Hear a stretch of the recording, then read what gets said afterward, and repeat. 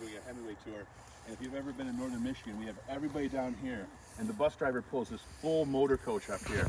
And we're down by the water and we hear the unmistakable forward, reverse, forward, reverse. I'm like, you gotta be kidding me. They're stuck. They were stuck for 6 hours. Now these kids were English majors. They weren't physics majors because they thought they were going to push that motor coach out of here. It was the most humorous sight I've ever seen. The tow truck got a hold of it. Took two tow trucks. They were going like this to pull them out of here finally after 6 hours. All right, go ahead and follow along.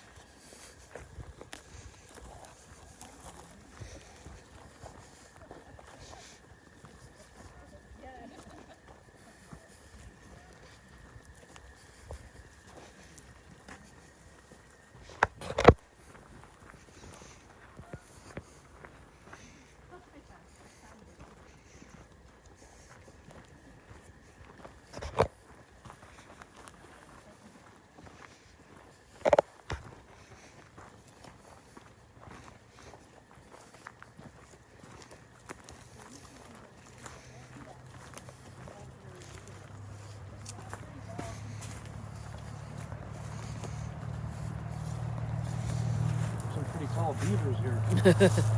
Goodness.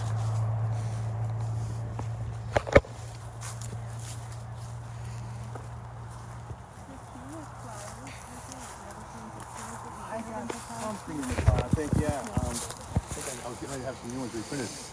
The thing about Horton Creek is it's a very challenging place to fish.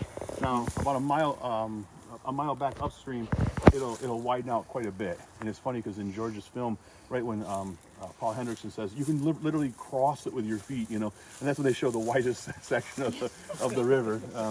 But this is like the majority of Horton Creek. It's very narrow, tight. So you're not fishing like Kaz does, you know, with the fly rod stuff. The trick is the banks are hollow too, and those trout are underneath the banks.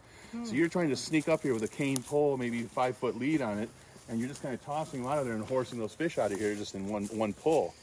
Somebody was out there. Somebody recently was out there fishing, and so we had the group from PBS that came back here, and again that guy he started crying when he saw this. He goes, "I've never seen anything so beautiful in my life, except a recreation."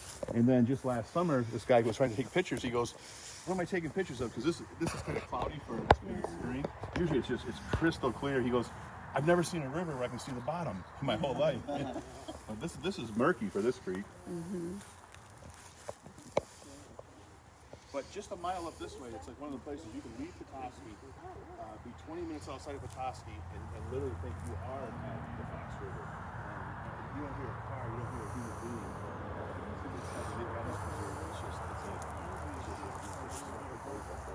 This whole stream goes all the way back up. I think there's 3 preserves already. So we're trying to get about 2 more. This is about for sale right now. We're trying to. Yep. That's on our thing also. I'm pretty sure it's on our site also.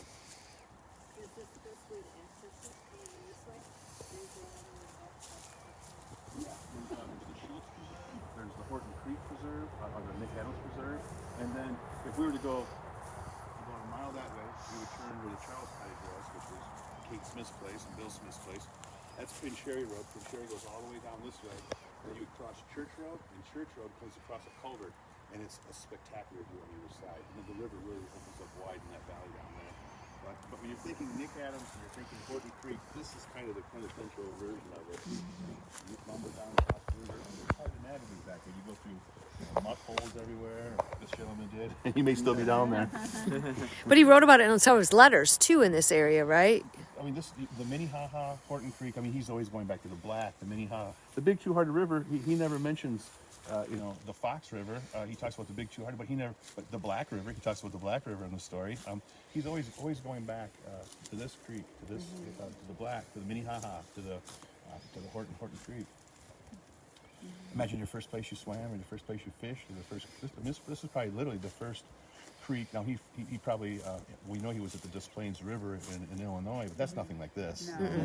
That's not the same experience. That's like staying in the Grand River. Well, in even just Lansing. fishing off the cottage at Windermere on Walloon wouldn't have been like this. No, this is in the woods. This is this is that experience where you're out in the woods and you're surrounded, and it's And he's by himself most likely, as opposed to having all the brothers and sisters at Windermere when he's there. He's escaping them the whole time. Yeah. The whole time. It's funny to see a single marsh marigold. Usually they're in bunches. We saw a bunch of them on the Jordan River this week. They're very seldom seen by themselves. Lonely marsh Boyfriend, miracles. Michigan says when he talks about the Two-Hearted River, he's really talking about. Yeah, that's Is that correct? Yes, yeah. Okay.